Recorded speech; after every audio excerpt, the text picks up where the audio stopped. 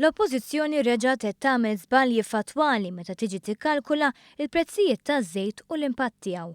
L-aħħar wieħed kien dwar il-prezz taż-żejt innifsu.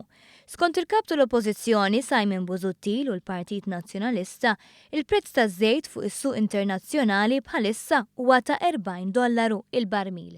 Iżda l-aħħar darba li l-prezz taż-żejt kien $40 il-barmil kien 6 snin u nofs ilu, fit-18 ta' Frar 2009.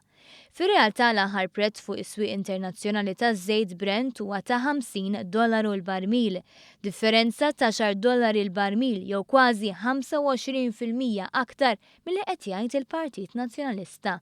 Intant meta tagħmel il-kalkoli simplistiċi tagħha, l-Oppożizzjoni tħalli barra l-fatt li biex tixtri żejt Malta trid taqleb l-ewro għad-dollaru. Din ir-rata mill-bidla fl-amministrazzjoni naqset minn $30 għal kull euro għal $13 illum. B'ekonomisti li tkellmu ma' One News ifissru kif ma jistgħux jifhmu kif l-Oppożizzjoni tinjora fatti bażiċi bħal dawn. Dawn iż-żbalji waslu wkoll reazzjoni tal-Partit Laburista li qal kif meta tara żbalji bħal dawn tifhem għalfejn l Malta spiċċat f'xifer falliment u dan minkejja li l-prezz tal-elettriku żdied b'70% filwaqt li l-prezz tal-fuel żdied b'36%.